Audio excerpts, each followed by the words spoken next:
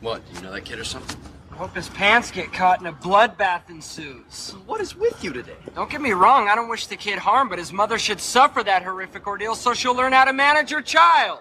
Sort of a harsh lesson, don't you think?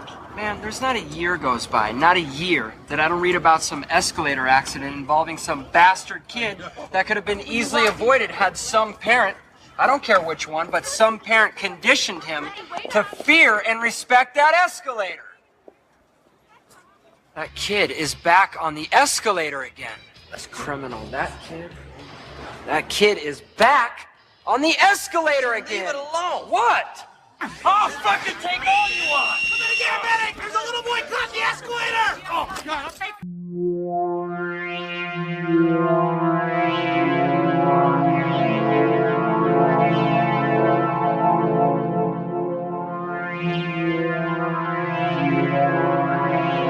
Blood and Black Rum Podcast presents Mallrats.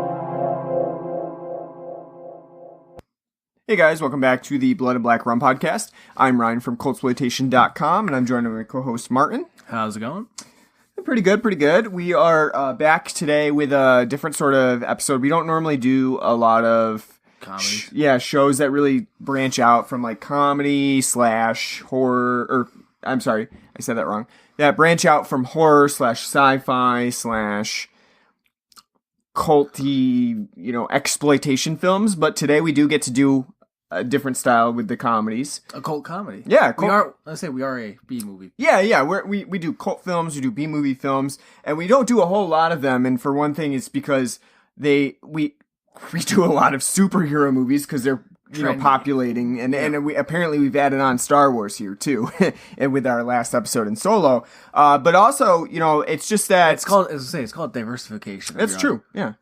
And and even like with Cultsploitation as a website, we tend to gravitate towards those horror, sci-fi exploitation films, when really there are a whole lot more films that fall into the cult status that aren't part of that trend. A lot of comedies are technically cult films, and we don't cover enough of them. So we're rectifying that today. We've done a couple. I mean, we did The Life Aquatic, which is something of a cult black comedy. We did The Room. What's that? Yeah, we did The Room, although that falls into sort of a mystery genre, sort of like terrible mystery style thing. Well, tell me why so would have you believe now it was meant to be a black comedy. And we did have one really weird episode where we did Cats and Dogs for Jeff Goldblum, which was, to be honest with you, a very difficult episode to do. In all honesty, it was a really hard episode to do. So we have done a few of those Outlanders, and today we're back with I think our only Kevin Smith film that we've ever done. Right? We've never done any other ones. No. Yeah. But we have brought him up. So. Yeah, we brought him up a few times. We never actually touched on a movie that he's done, but we're doing Mallrats today. Just kind of on a whim when we last announced it. Well, because you were looking at your movies last week, 2 weeks ago, and you're just like looking at them like, holy shit. And I was like, hey, look, there's the Mallrats Blu-ray I got you 2 years ago for Christmas. I'm like, you probably haven't watched it yet. And you're like, nope. Nope, I hadn't. So it was time to break it out and watch it on Blu-ray. So, I guess before we talk about the film itself and what we're drinking like we usually do. Sure. Let's talk about Kevin Smith a little bit. Okay. What's your first experience with Kevin Smith? My first experience... He's a very polarizing... To be honest with you, my first experience was Mallrats, and it was because I caught it on TV. Like a very quick... Now, when is this? Because I've never seen Mallrats on TV. Comedy Central used to play Jay and Silent Bob and Dogma. I believe it was... I think it was on Comedy Central, and it was probably early 2000s, I would say. Probably. So that was my first experience, and then after that, it was Clerks. I would have to say mine's probably Jay and Silent Bob Strikes Back.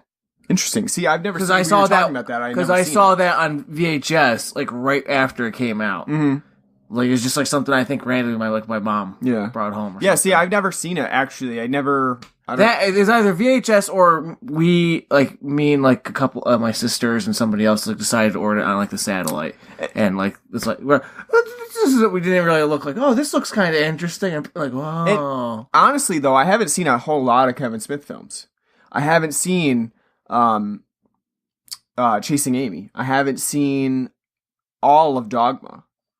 I never saw Jay and Silent Bob Strikes Back, so I haven't seen a lot of his films. I've seen. Well, have you seen the important one, Cop Out? No, I didn't either. And to or be as honest, he'd probably call Cash In. Cash In. That's right. I haven't seen that one. I haven't seen his more recent Tusk. I haven't seen anything since Red State. I'm at Yeah, me too. That's probably the last one I saw. I'm a pretty big Kevin Smith fan. I like I said I wanted to ask the question because I know he's a polarizing figure as like a film director. Sure, and as a figure in general, as and Twitter and. I mean, I don't see how you can hate him as a person. He's a very likable guy. Like anytime you listen to him talk and talk with people, he's very personable, likable. Like comes across as one of the nicest guys you'll ever meet. Just like very down to earth. Like, oh yeah, sure. and he'll like if you're like, yeah, your movie sucks. Like, I know I'm not a good director. He openly admits he's like, I'm not a good director. Loves his daughter. Yeah, he seems like a pretty good guy. I mean, the only flaw I have with him now is like now he's got Johnny Depp in his movie. Like Johnny, sure. Yeah, I mean, an obsession with Johnny Depp and his daughter in movies. Well, it's because his daughter goes to, like they're friends. Right. No, yeah. No, I mean, it makes sense and everything, and nepotism and all that, but. But he even said in an interview, it's funny. He's like, now that I'm older, my daughter's getting older. He's like, I just want to make movies now that has her, and like let's put you in movies, right, yeah. So no, I didn't see Yoga Hosers, as I like to refer to it. No, I haven't seen that one. And you're right, I haven't seen anything since Red State that he's done. Red State we watched together when it came out. That was a long time ago, 2010. Yeah. But no, I've. My first experience with Jay and Silent Bob, and I just remember being a kid like, this is weird. Mm-hmm. I remember seeing, like I said, Dogma. They used to play all the time on Comedy Central, so I've seen Dogma a million times. Clerks, I remember seeing too on TV. Chasing Amy, I kind of had to go out of my way, to look for. Mallrats, same thing, like on DVD. And one of the first movie experiences I remember. Like as a teenage, late teens, like 16, was 17 because it was rated R. Is when Clerks 2 came out and we went in to see it. Yeah. That was a very funny. It's one of the best, probably film experiences I've ever had. That and Jackass 2 were probably the funniest experiences that I've had at a theater. Yeah. Because Clerks 2, especially as a 17-year-old kid, is fucking hilarious. In terms of the constant smattering of sexual innuendos that just come at you. And I mean, I haven't watched it. I think I watched it one other time with you since then. And I've only seen it twice, in those 2 times. So I have a feeling that I might not find it as funny the second time, or the next time around. Well, that's the thing though. Even really good comedies, and I'd agree. I have seen Clerks 2 like probably 5 or 6 times now. Comedies, even really great ones, like once you kind of know everything that's coming, you'll be laughing more internally than out loud. Sure. It's never going to be the same as that first experience. Yeah. There are, like I said, there are very few comedies I could watch over and over again, like be laughed. Like Coming to America's one like that. Like comes to my mind, the John Landis film. I could watch a million times. I'm always gonna be like dying laughing. I'll still laugh at Christmas Vacation. Yeah, Christmas Vacation, or regular Vacation. Yeah, I mean, yeah, for sure. I mean, even like I said, even really good comedies like Kevin Smith's films for the most part, it's hard. Like after you've seen them like a couple of times, it's to laugh, but you'll get it. Like maybe I'm jaded, but I don't even laugh that much at just comedies I've seen for the first time.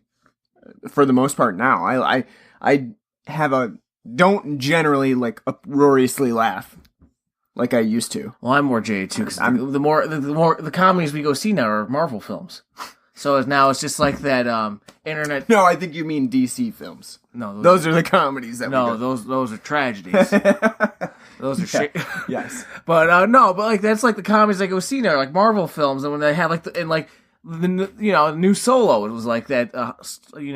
Right. New Star Wars film Solo, like those like internet style, like really quick, like bam, bam, bam, like they don't let jokes kind of just build and sit. Yeah. It's all like, kind of like how I hate how people on YouTube edit their videos. It's all just jump cuts, like from so I'm doing this and like jumps, like and then I'm doing this, I'm doing that, and frantic. That's why we do our podcast in one long take, fuck ups and everything. We're big fans of Goodfellas. No edits. Yeah, big fans of that taking Goodfellas. That's right. But yeah, so I a little off track. I'm a big Kevin Smith fan. Like I said, basically from Clerks up to Red State, I've seen it, and almost all of his films I enjoy.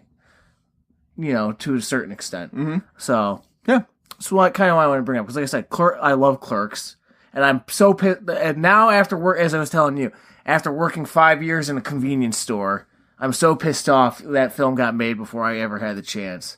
Because I would make that film now. You would have done it. Except it wouldn't be attached to a video store. It'd be part ice cream parlor, too, and the hilarity that ensues. There you go. Remember when we were talking about, coming up on 100 episodes, and we were going to start to do a little bit more news, and we didn't actually really do much news after we, said that? Well, we do have some news today. There hasn't really been that much big. Well, there's not a huge. You could always say there's big news, but nothing that's really caught our fancy to talk about on this show. Well, we did talk a little bit about the new Suspiria. Sure. Yeah, we did. Yeah.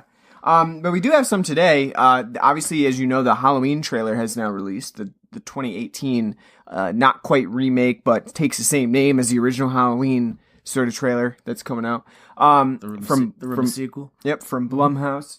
And so from Blumkin? Blumhouse, yeah. We've all had a chance to watch it now. And I was hesitant to watch it. I kind of didn't want to, but it was plastered all over Facebook. You couldn't miss it. So I was like, all right, fine. I really did want to watch it because I was really looking for it when it was going to be first released. I knew it was going to be released on that Friday, and I was looking for it, and I was like, when's it going to get released? When's it going to get released? And then all of a sudden, it started getting plastered all over the place, and I was like, holy shit, it's out. So I watched it at work, and, I don't want to say that I didn't have expectations for this film, but I honestly have low expectations for this film. Just thinking about how we've been wronged before. We had Halloween H2O, which we recently watched for our slasher month, and we found out it was a crap fest. Recently? You mean a year ago? I mean a year ago, for sure. But still, I guess I consider it recently. That was a crap fest. I should just rename that like Kevin Williamson month. Yeah, basically. Except minus Scream. Yeah. That was terrible. Halloween Resurrection is bad. Resurrection's even worse than H2O. I just don't like H2O because it has so little Halloween in it in general that it makes me angry. The only good thing about it is like it's only like 80 minutes. True. It's like, woo! I mean, it takes forever to get there, but it's like, oh, thank God. True. Short time span. So I didn't have I don't have great expectations for this film, but I'm either way, I'm not upset that they're making it or anything like that. You knew curious, it was coming eventually. Yeah, I'm curious to see what they do with it. And I really do hope that it's good. I don't have any ill will towards it. Like, I fucking hate that. I hope this fails. I don't care about that. I do really want it to go well. I'm going to see it opening night. I am excited about it. Well, you're going to have to see it twice then, because I can't see it opening. Right? True. So I am excited. It better be good then. So. I am excited about it for sure.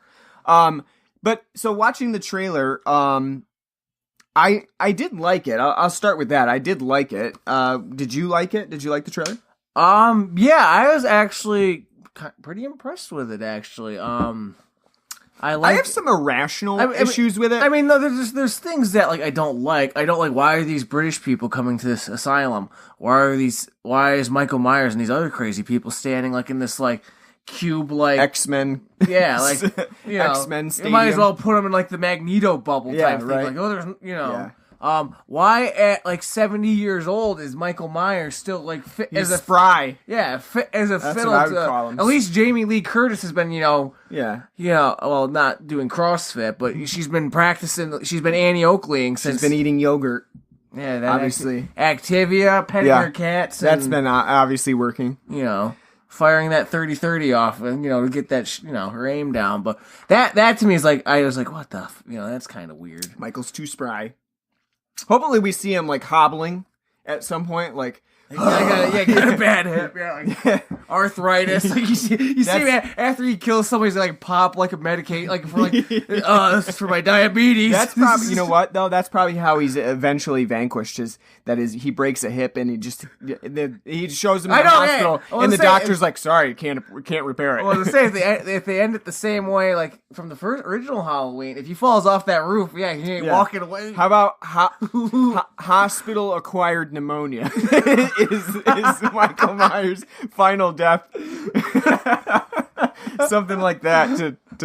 No, but sorry, that is funny. It is funny that 70. Yeah. You see him pissing every 5 minutes. Like, oh God! I should have drank that coffee.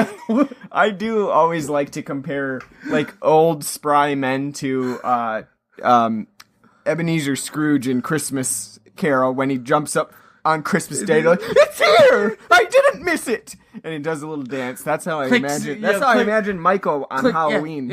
Clicking his heels, like, woohoo!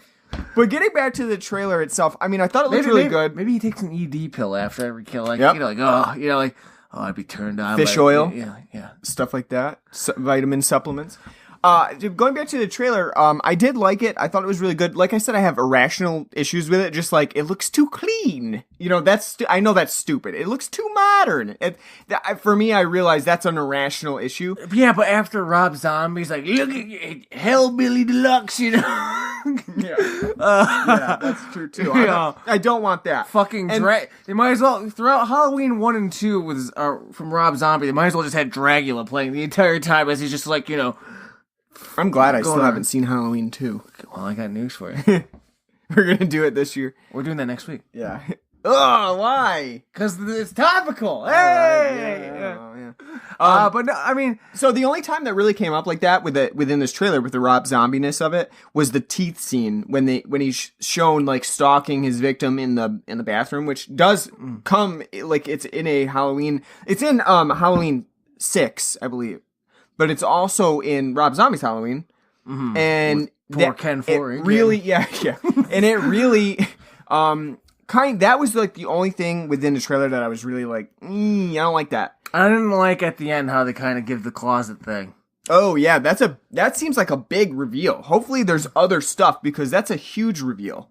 It's surprising. And that was a thing that I was reading through in the comments that people were saying is that like trailer reveals now reveal like everything that you can possibly reveal. It's so annoying. Yeah, but we've talked about that when we when we reviewed like 70s films. Like, hey, did you watch the trailer to Death Wish? Yeah, it's true. Literally tells you in the entire film. I guess at least they had a narrator who was telling you. It was like, Charles Bronson is a man who's Paul Kersey. Yeah, basically, he's going to kill everybody who gets in his way because of his death. They like literally show like what happens and then like the ending of the film. I guess like literally like you didn't even have to see if you saw the trailer for Death Wish in 1974, you didn't need to see the movie. I do think they did show too much. You just wanted to kill 90 minutes of your time now.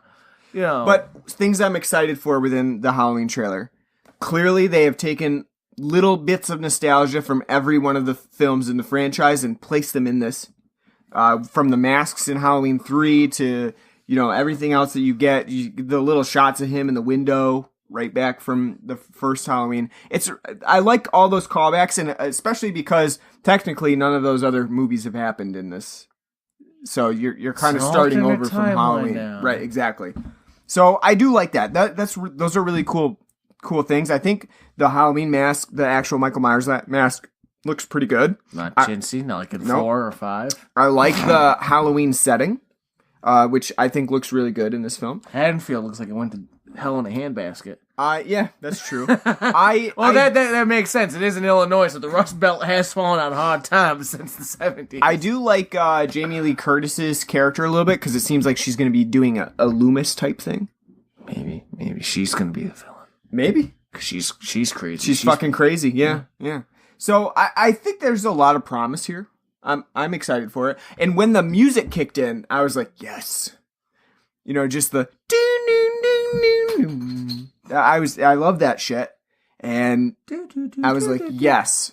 That was where I really got amped up for this. So I think the trailer did its job, to be honest with you. I think it got a lot of people pumped, and a lot of people are now even a little bit more looking forward to the film, whereas there might have been before some detractors or people who were like, you know, I'm not really that excited about it. I'm excited for it. Isn't one of the writers for this like from Southbound and Down, like the Showtime show about like the baseball like comedy? Yeah, like the mullet and shit. Yeah, it's the guy with the mullet that yeah, I believe so. I can't remember his name. I remember him from like Tropic Thunder and shit.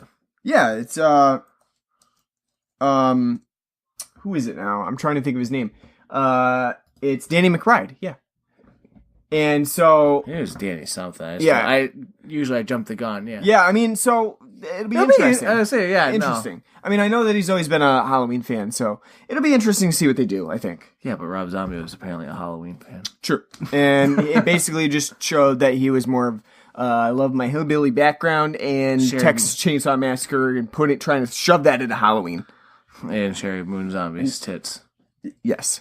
And her being a whore. But no, I am excited for it now. So, you know, can't wait to see it.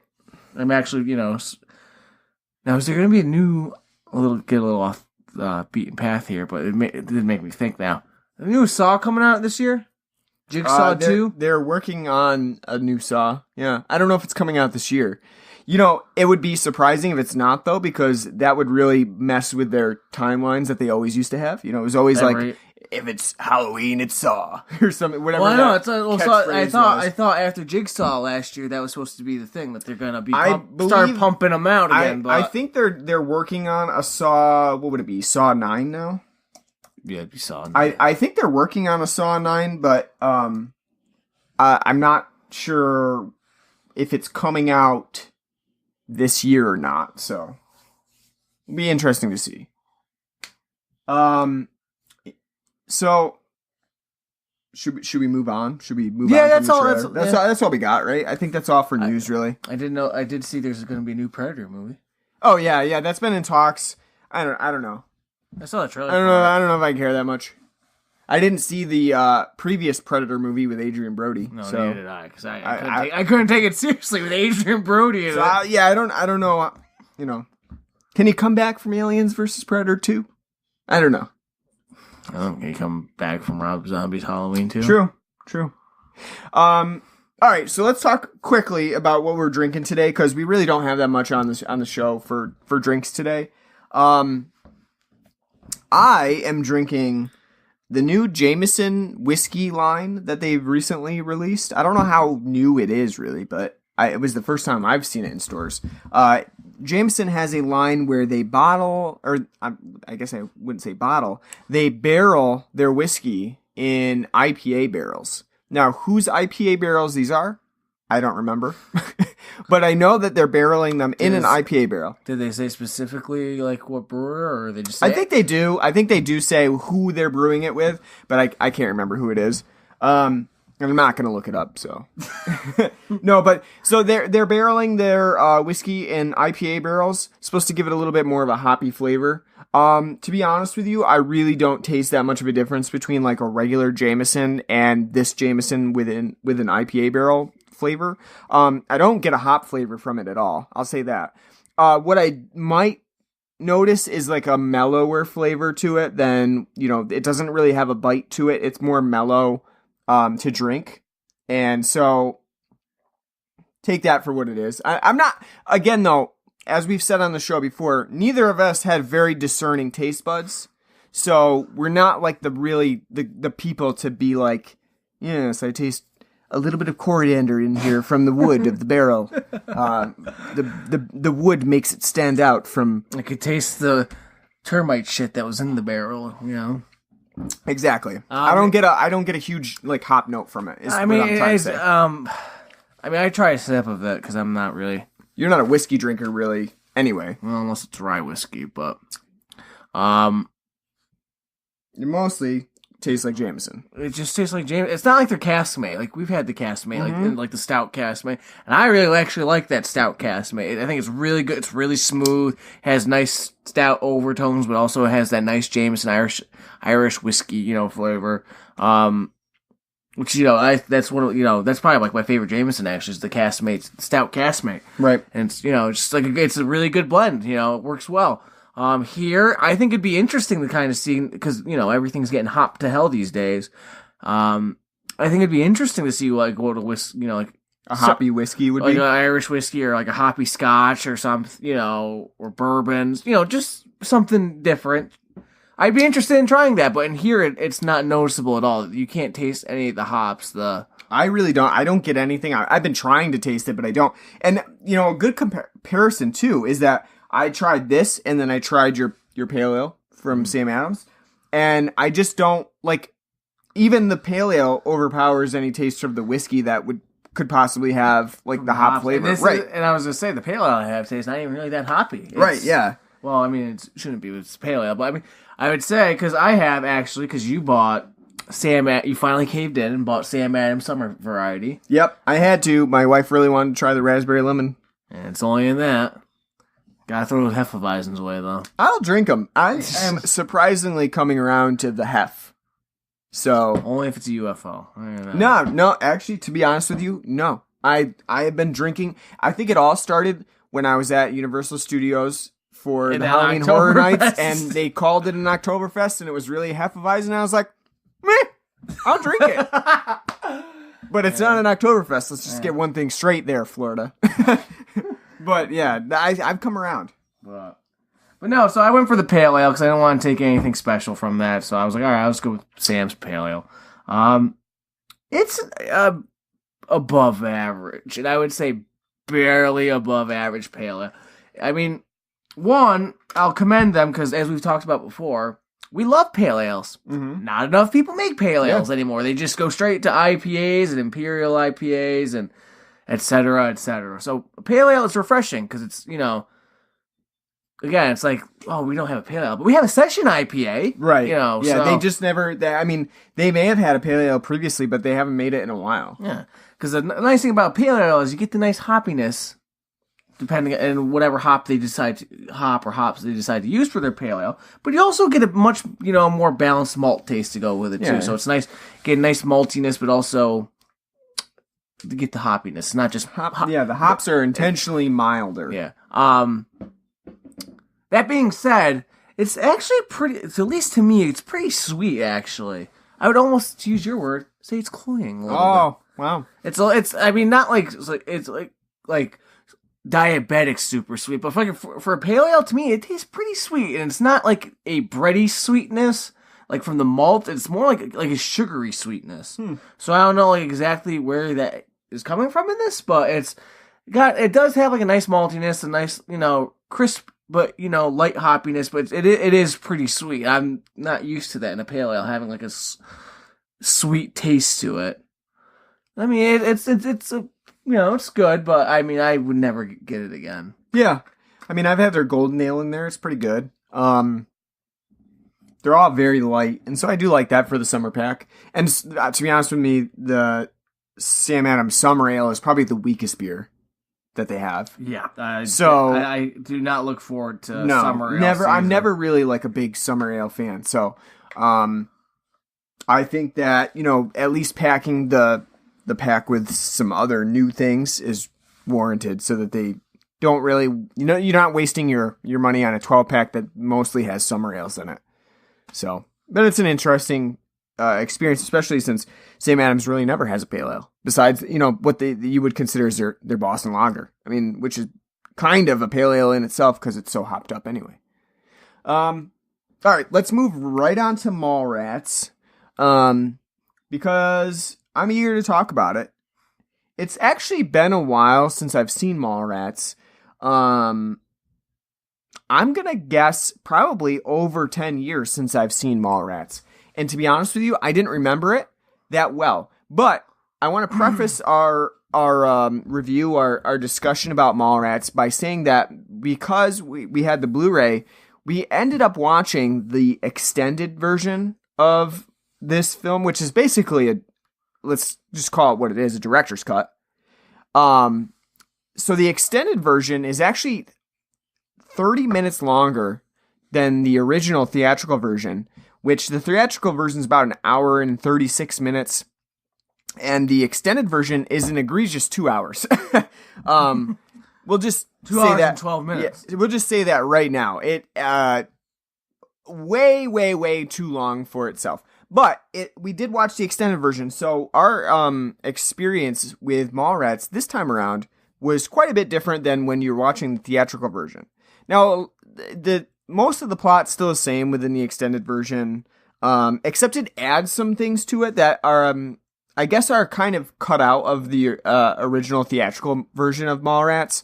In the theatrical version, some of these plot lines are kind of there, right? But they're not really expanded upon. No, like you kind of get like just snippets of it, but it's not really like something that you know about. Yeah, and things are more just kind of like, wait, what? Like plot point. There's a lot of loose plot points. Yeah. The intro, like in the original theatrical, because I've seen the Mallrats like probably 4 times now, and the last time I saw it was probably 4 years ago, maybe 5 years ago.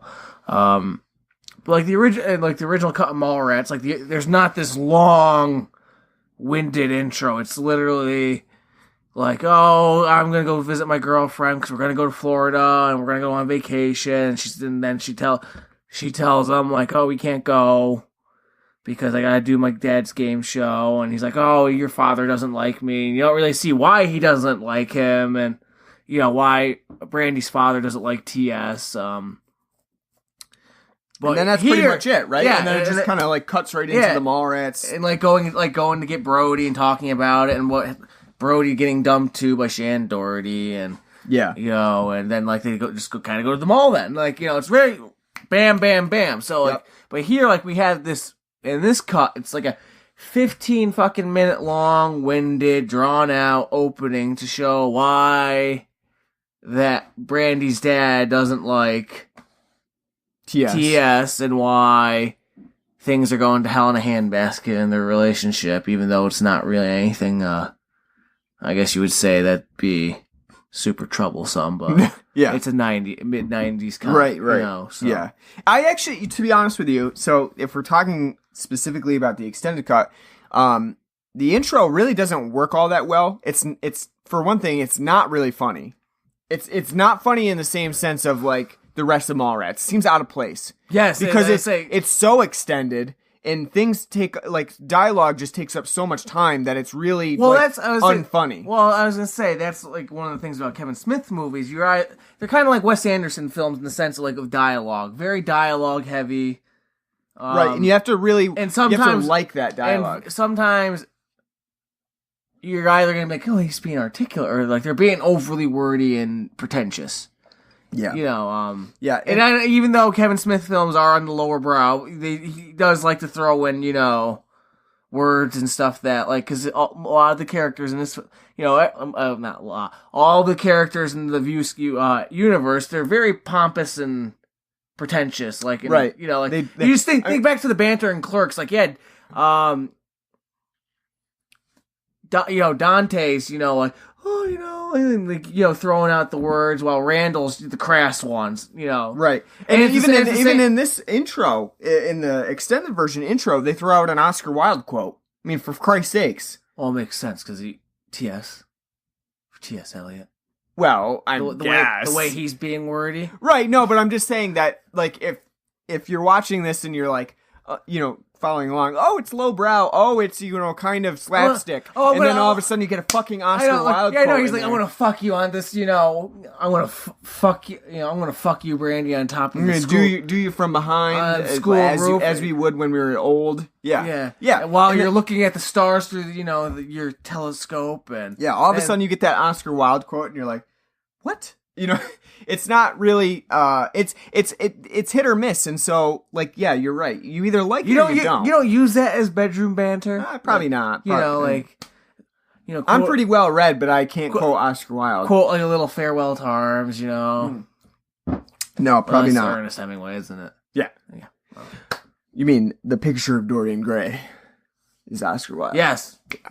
But so I was gonna say that too. Like a little picture of Dorian. Like I couldn't remember. Yeah. Okay. Yeah. No. Have you ever read that dandy story? No. Do you know how long he talks about things like jewelry and bracelets and pictures and artwork? I mean, literally chapters of just going on and on about the brooch was emerald. I had a friend in college that read Moby Dick, and he said how much, like, he's like literally like 2/3 of the book isn't even about Ahab and the whale. Yep. It's about just whaling itself and the. That's right. But no, I don't. You know, I'm not. I'm well read, but not in the way of novels because they bore me. But even if we're not talking about the extended version of Mallrats, I think you really do. You either like Kevin Smith's dialogue or you don't. And it's really important that you like it in order to like actually enjoy a movie like Mallrats, because the dialogue within Mallrats is actually part of the comedy. Like you're gonna throughout, like if you don't like that style of like long-winded, ridiculously descriptive dialogue that actually is somewhat sarcastic and, you know, comedic, then you're not going to like any of Mallrats, because that's, I mean, basically Jason Lee's character just always delivers that kind of dialogue. Jason Lee as Jason Lee. That's pretty much, because he's always in Chasing Amy as Banky. He's not. Is he Banky? I can't remember. He traces comics. Yeah. He's literally the same character. I mean, basically, like, yeah, so you have to like that he's like sort of this nerdy, sarcastic, and ridiculously like verbose person. And if you can't get into that, and technically, like, if you were to think of Jason Lee's character, Bruce, as a real person, like, he probably would seem very disparate. Like, part of him doesn't seem like it would fit with the other part of him. You know, he's not. You can't be like a sarcastic dickwad, but then also be like a cool, dorky guy, cool, dorky geek. It just doesn't seem to work that well. It's almost like, well, he's not cool though. He's trying to be cool. I mean, he's fairly cool. I would consider him fairly cool. He seems to have quite a few friends at least. Jason Lee. But he hangs out at the mall all the time. Yeah, that's true too. Yeah, but I would say, like, if you can't get into that, you really are not going to get into Mallrats. Like, that's the style of this film, and I think that's the style of Kevin Smith's early works. Like, if you liked Clerks, you probably like Mallrats. Like, because Clerks has a lot of the same style of banter. The difference between the two mainly is it's literally the same. Mallrats is Clerks.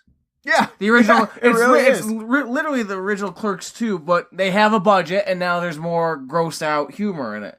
Where, you know, Clerks, part of the charm of Clerks is just literally them for 90% of the film, because there are times they go away from the quick stop, but for the most part, 90% of the film is just things happening at the quick stop or the video store, Dante and Randall talking, and their interactions that they have with the customers they deal with, and the situations that happen at the given stores, and that's an hour and 30.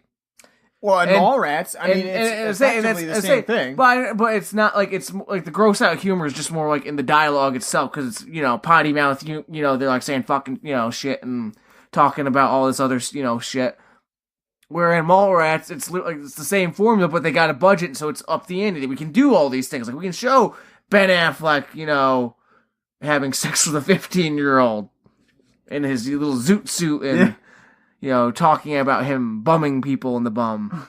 Yeah, but I mean, really, the formulaic approach to it here, where you have one main setting, you have two characters who are really doing the majority of the acting work, and trading off dialogue and barbs with other people, it's all really the same. I mean, you can really trade out one for the other. And in this case, you know, in Clerks, Kevin Smith really took his love of videos and love of, like, references to movies, and he really put it into a film about dealing in a commercial sort of, actually working in a space where you have to serve the population, you have to work in customer service. That was Clerks. Mallrats is kind of on the other side of the spectrum. Now you're the commercial shopper, and you're in a similar situation where you're in the same place for like 90% of the film, but this time you trade out a lot of movie references for a lot of comic book references and a little bit more of a complex storyline, even though Mallrats is far from complex itself. But you're right to say it's more complex because Clerks is literally, I'm not supposed to be here today, right. Dante bitching about how he's not supposed to be there, and then him wanting to, and then the subplot of it is how he doesn't want to be with his girl. He may want to get back with his old girlfriend because his girlfriend that he's with that loves him and all that, he's all upset now because she might have blown 27 guys, because you had that whole conversation when they're talking about how many people they slept with, and he's like, I've slept with like 6 people, and she's like, well, I only like slept with like, I don't want to tell you. Then he's like, oh, how many dicks you suck? And she's like, oh, like 29 or something. And yeah, like, you hear that? She sucked like 29. Like, he's all upset and offended about it. And like, when she's like, but I've only slept with like 3 guys, and like, you're one of them. And like, nope, he's pissed off about that, and he can't get over that. So he's like, oh, maybe I should get back with my old girlfriend. Maybe that's, right. And how that's, wrong. That's the underlying, that's the main, the main idea of Clerks. Fable of it, but the main, that's the main thing, like the fable, the moral of the story of that, but the main thing's just like him supposed to, I'm not supposed to be here today. Right. Where here it's, my girlfriend dumped me, your girlfriend dumped me, we're gonna go to the mall. Yeah, it's at least at this plot, it's twofold. You get two different storylines going on here. So you actually have, even though most of the time TS and Bruce are together, their storylines diverge. And so you do have that it gets a little bit more complex than Clerks. However, the budgeting is, would similarly be the same. I mean, you're stuck, at this case, it's bigger, it's a larger scale, but you're still stuck in one area for almost the entirety of the film. Still, from a perspective of like a moviegoer, that's pretty impressive to set nearly all of the film on the same day, in the same place, and have it work for 90 minutes. That's pretty impressive. Now, the extended version doesn't work as well because it's way too long. But I think once after the opening and once you get your bearings and you're finally getting to the mall, then it starts to, the pacing's much better. Yeah. I think that extended intro of how TS and Brandy got into their tiff, and how they have that running joke of like the media chasing him, because in the original Clerks they have jokes like, oh, didn't I see you on CNN for doing like threatening the governor and stuff, like they have like those jokes in there, but you don't see like what that happened, so it's like, what the fuck are they referencing? Right. You don't know. It's just like something in there. You get to see it in here, but however, the problem is it bogs down the pacing for the first act like way too much. Right. So the film's better off not even having it in there. It's just like, because like again, at the end of the day, like who cares about that plot point? Like it's just Yeah, it's definitely something that the extended version doesn't do as well. It's definitely seems longer. I mean, it is longer, but it definitely feels like it's longer. At least drags on at the beginning. But yeah, once you get to that mall, even in the theatrical version, everything moves pretty fast. I think that there's a lot of witty dialogue here. Jason Lee is surprisingly good at acting, despite like not really having that much of a history behind it. Basically, he was a skateboarder.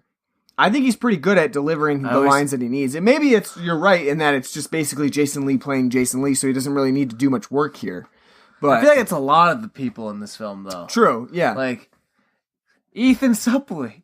Yeah. It's like oh yeah. You Ethan, haven't. If you didn't know, Which by the way, he's great in that. Like literally like total like 6 minutes of screen time he gets. He's fucking hilarious. Just like Ethan from Boy Meets World, the bully from Boy Meets World. If you don't know him very well, but his dad was Vader, the wrestler. No, I did not know that. And Boy Meets World, it is. Oh, yes. Not the Yeah, in real life. Yeah, no, gotcha. No, No. because I remember that episode. Where Yeah. he's like, "Come on, son, you got to free."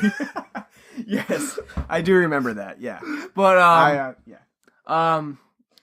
Let's say Joey Lauren Adams is like playing Joey Lauren Adams, especially around the '90s. Like, oh yeah, except here it's a little bit more pervy. sure. Yeah, changing my underwear, like right in the store. But basically, that's who she always would play. Ben Affleck is basically fucking Ben Affleck at the time. That's so not even hiding his Boston accent at the yeah. Ben Affleck is it's funny because I'm really surprised that Kevin Smith went to some of the places that he goes to in this, especially sex with a 15-year-old. That's prescient.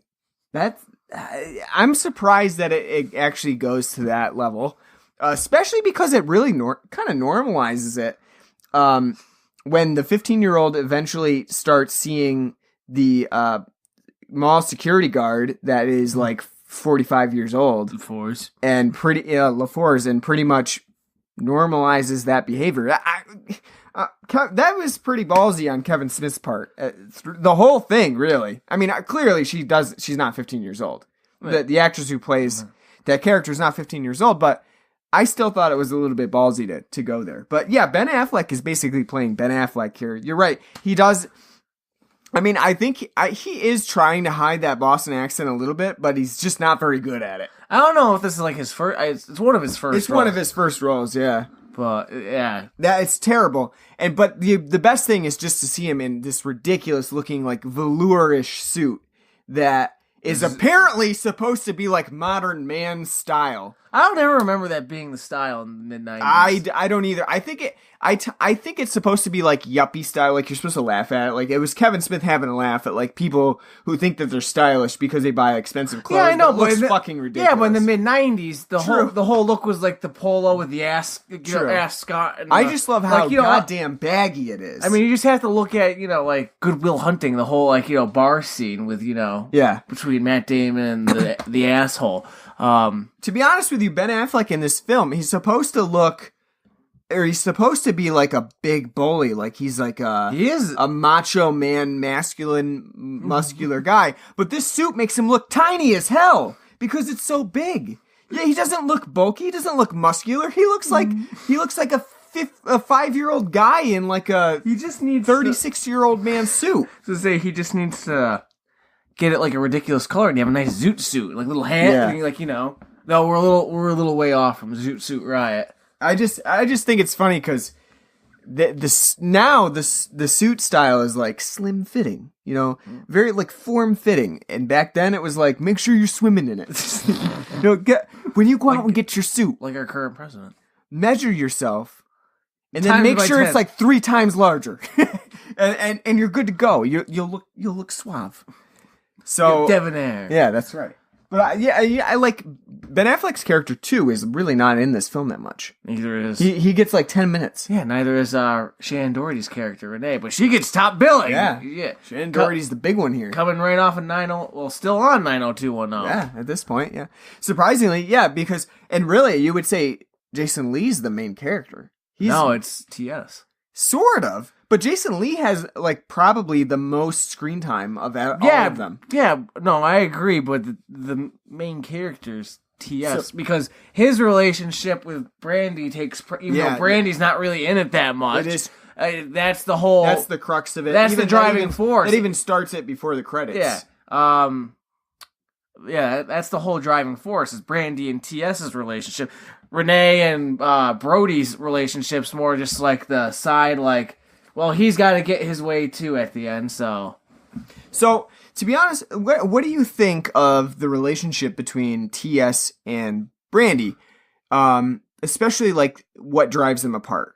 Because I think it's rather stupid in this film. Like, it's not a good plot setting. And I think the extended version tries to do a little bit more to make it, like, even more ridiculous as to why they would break up. But the real imposition here is that Brandy, her father doesn't agree with her choice of TS, and so he's breaking them up, and she kind of goes along with it. And there's really, even though there's a whole explanation in the extended version about them getting in trouble because And they you- took a shot at a governor or whatever. And It's then still the whole tabloid thing, because like I said, in the Yeah. original theatrical cuts, That's all not there. he just literally just shows up like, hey, we're going to Florida. You ready? Yeah, and like- she's like, I can't. Yeah, I'm not and going. he's like, what the hell do you mean? You know? Yeah. I I think the whole thing is really dumb, and it doesn't work very well to set up like a believable scenario. So I don't know. Does that cloud like how Mallrats comes off like as a film, or do you not really care that much about the actual plot line of them getting together because the rest of the comedy actually works better than the film? It's like the film's plot itself. yeah, like no, the overall plot. it's one of those cases, one of the rare cases where it's like the plot really doesn't matter. It's more about everything else that's going And on. It's like again, I don't care about the relationship because one, both actors are terrible.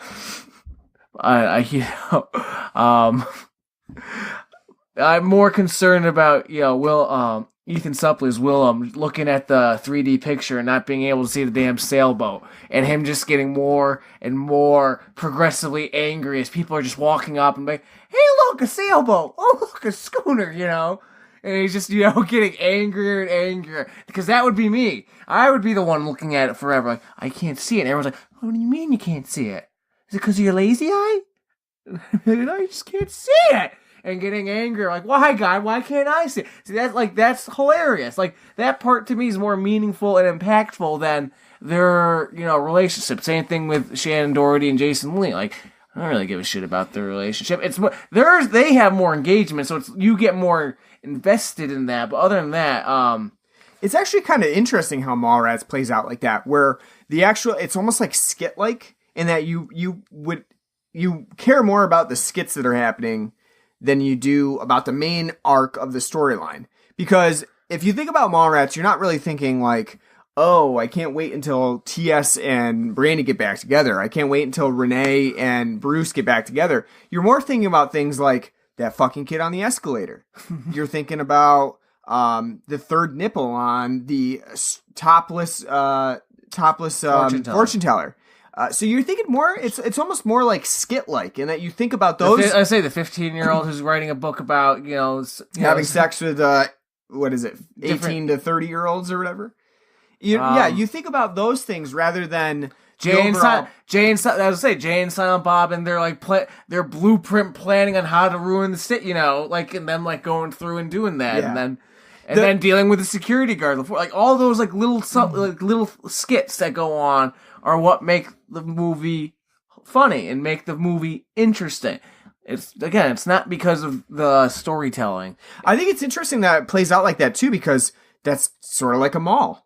You go into the mall, you go into all these little tiny stores around. So maybe I don't really care about the mall as a whole, but I do care about going to PacSun for some nice jean shorts and H&M. Yeah, H&M, or going to the pet store because I want to look at little doggies.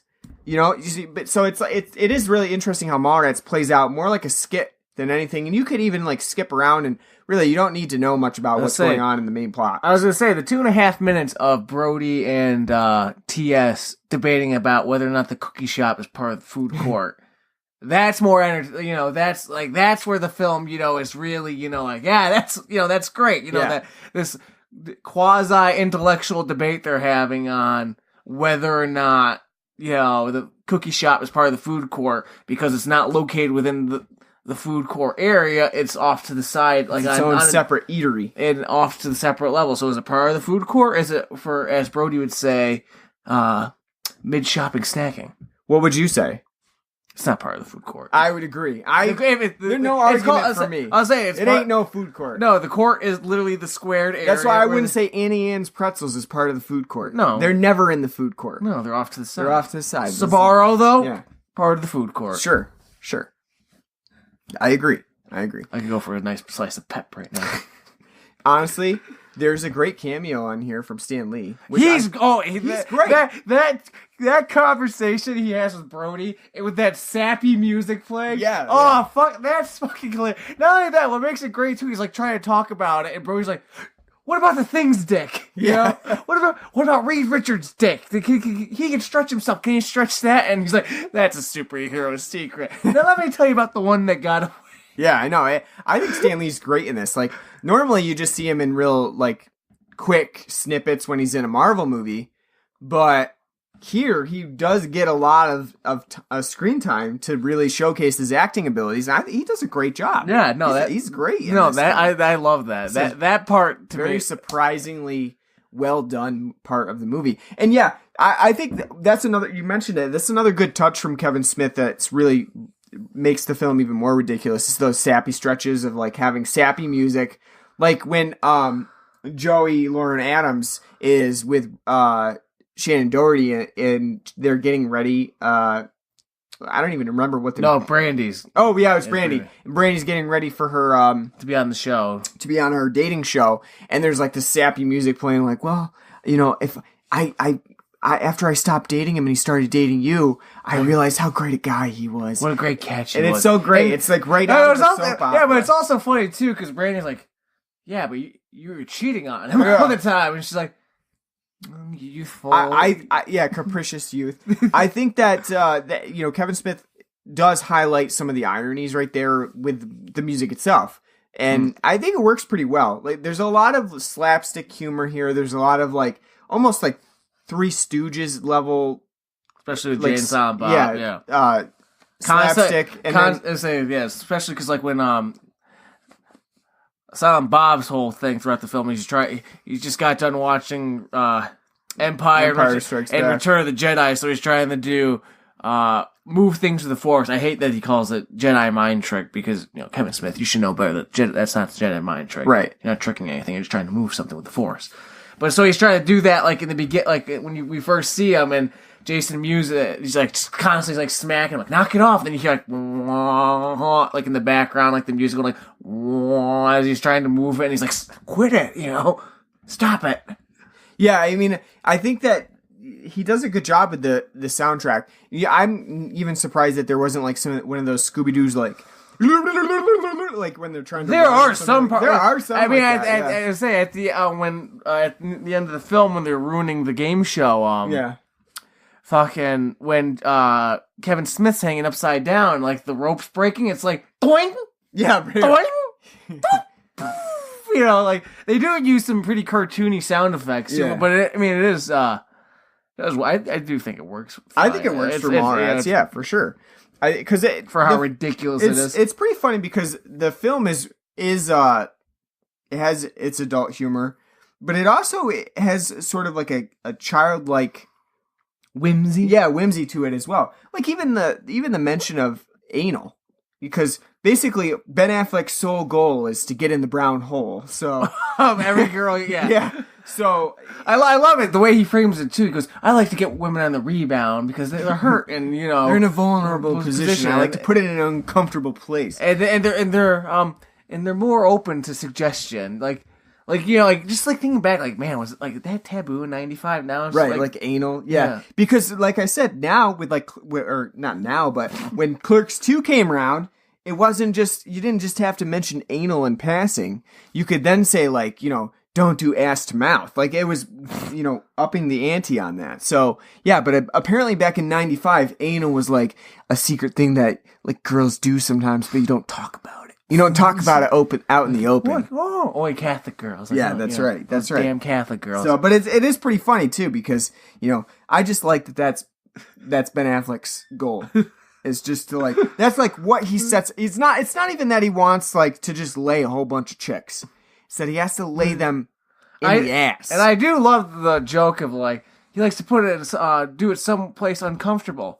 Oh, you mean like in the back of a Volkswagen? Yeah. That's a resounding joke that comes up. One thing I like about Kevin Smith, which by the way, to go off a little tangent here, if Rosario Dawson said ass to mouth, I say, oh, yes. Go for it. Yeah, you don't say no. One thing I do like about Kevin Smith's jokes, though, is that they are pretty true to reality in that, like, there's funny things that you always think about that you just, like, probably would never say or bring up. But in this case, like, the whole sticking your hand down your pants and rubbing it in your ass sweat is something that I have personally experienced in that, like, your ass sweat smells pretty particularly bad sometimes, and it does linger on the hand. If you accidentally touch your ass with your sweaty ass hand, you're cleaning out your swamp ass. So the whole joke about that is really funny because that is true. I mean, it is true that like ass sweat doesn't particularly smell bad. So I don't know if you get food poisoning from it unless you have a particularly nasty that ass. chocolate was on that pretzel was pretty melted. That so is pretty gross. Yeah, that I would not be like, oh, let me, I love chocolate. I'll have a chocolate pretzel. Oh, they're melted. Yeah, no thanks. Yeah. But speaking of Michael Rooker, pretty funny to find him here. He's great. He's also really good. I think he's resourceful. I was gonna say, just talking about the cast, I'll say overall, I think Jason Lee is the only good main actor. Sure. And because I would say the main actors are Shannon Doherty as Renee, Jeremy London as T.S., Jason Lee as Brody, and then Claire Forlani as Brandy. They're our main cast. I would say the supporting cast, though, they're all fucking great. You know, like I said, Kevin Smith and Jason Mewes is always great as Jay and Silent Bob. You know, Ethan Suplee, fucking hilarious. As you said, Stan Lee's cameo is great. I love Brian O'Halloran's cameo in this as the third suitor on the show. He's fucking hilarious. Just like, whoa, you know, I mean, kind of like the Golly G. Willikers type guy. He is that, and he also has a particularly terrible haircut. Oh, an amazing mullet. That is horrible. That made me gasp. It took me by surprise. I really can't believe you forgot. I don't remember him because it's literally like, man, like he went from the goatee, like the pomp, like kind of like pompadourish, like in like Clerks 1 and the goatee to like, wow, like who told you that was a good idea? Right, I know, right. Like I said, it made me gasp a little bit. Like, whoa, the '90s struck. The very early '90s. Yeah, yeah. Little lingering, but no, like his like Golly G. Willikers, attitude is like the suitors. It's a great foil to Jason Lee being the smart ass throughout the entire thing, basically giving him shit for being a shitbag. But no, like I love that, Yeah. How about we haven't talked about the very '90s soundtrack? I like the soundtrack. I have a particular nostalgia for '90s soundtracks, and I think this one is very in your face about it. Because I would say like most of them are. I mean, we talked about that when we did like '90s slasher month, like oh yep, let's start like how are we gonna start The Faculty? Let's play. I don't know if this is it, but this would probably be the perfect opening song though for The Faculty. Let's play The Offsprings. The kids aren't all right. Yep. But it's very, like, even, like, every single scene transition is punctuated by 90s alt rock. Alt ska rock. Yeah.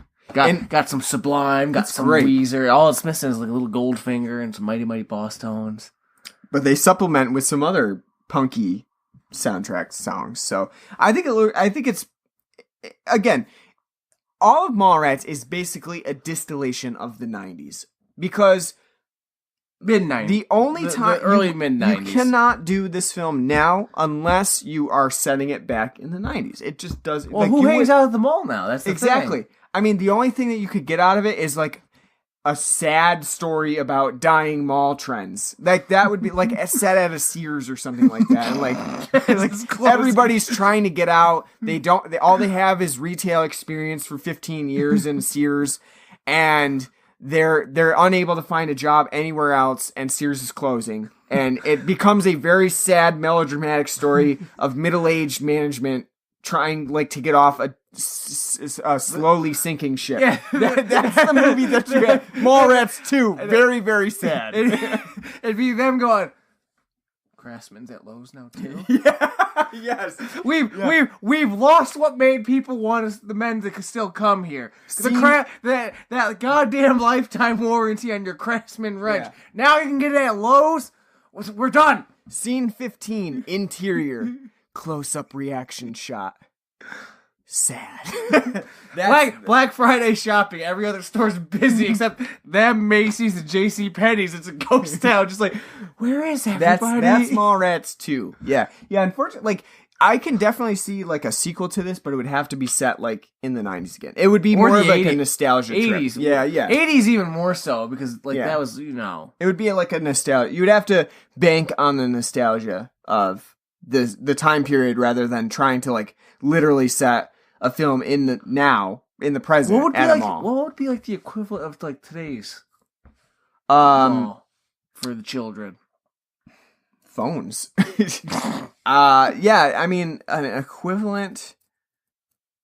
Yeah, that's a good question. What is an equivalent to the mall now? Or what is an equivalent to roller skating? I don't know. To be honest with you, I really don't. I don't know what online the new games. Yeah, just play like the new trend is. Yeah, I don't know. It's more. It literally is technology, though. No, I know. Yeah, I mean, I'm just like standing around with your friends while you're on your phone. Kevin Smith's next movie is just gonna be like 2 hours of like kids just on their phone, like pretty much. And not even like it'd be maybe that's what Yoga Hosers is. I don't know. It'd be a silent film, and it's just like just except the sound of the texting. They don't even talk. It's like isn't Yoga Hosers about bowling though? Oh, I don't even know. Which, by the way, that's not a slight against, like, I'm not saying, like, those goddamn youths. No, that's not what I'm saying either. We're just saying that the change in times. I know. Hard to distill, like, the 2010s into, like, kids go here. Because you did used to have that. You know, this. Well, now that parents are so scared, like, the kid's gonna get shot, like, you know. Maybe you know what it would be? It would be Coachella. It'd be Coachella. That's what it'd be. EDM. Or Bonnaroo. Or Dave Matthews Band's concert. Stuff like that. Well, that was our generation. Nah, that's true too. Yeah. He's got a new album out. Don't care. We gotta move on here. Anything else? Do you have anything else specifically that you want to talk about Mallrats? Anything that we haven't touched on yet? We touched on a lot of the funny stuff. My favorite part in this film is the escalator scene. It's always been my favorite part. Always will be my favorite part. That's why we use it as the intro. It's just great because they're having that serious conversation about like relationships, and just Jason Lee just keeps breaking up like, "Oh my god, that kid's on that goddamn escalator," and it just I can relate because I do get irrationally angry about different things too. And my wife knows that I sometimes don't listen to her when something else is happening. So I can relate. Maybe that's why I like it. Well, as I say, what tops it up, I just love that the kid actually does. Yeah, Jason Lee was right, and yeah, always listen to your elders. I do remember like the mid-90s seeing like a Rescue 911 episode where a kid got caught in the escalator. Yeah, and having good old Bill Shatner, you know, talking about. Be careful on the escalator. You can get stuck. Your shoelaces get caught in there, and you're toast. Made me terrified for a couple of years. That's right. Yeah, use the stairs. Yeah. Use the stairs. Better for you. I think we pretty much. We touched on everything though. I think.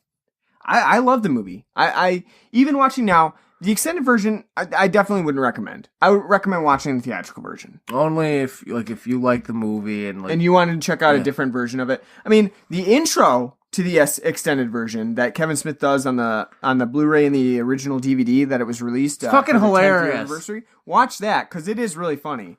Because he knows that the extended version is really shitty, but he also kind of self-deprecatingly refers to Mallrats as not really a great film either. Well, it was panned. Yeah, it was critically derided. Like, which again, like I said, that doesn't make sense. Like Clerks, what a brilliant film! Like, and then like they see Mallrats and like. Well, you know, I don't know. It's like, well... It is pretty interesting, well, it's like, well, Roger, it's literally the same. Right. Clerks, it was a meta-commentary about working in retail. And Mallrats is sort of the opposite, is a meta-commentary about consumerism and where you gather and what happens in that space. And so, I mean, I would say that the consumerism part of that is really limited. But the whole rest of it is that this popular gathering spot for 90s kids as a nostalgia factor, it was a good commentary, and it does have some commentary on that.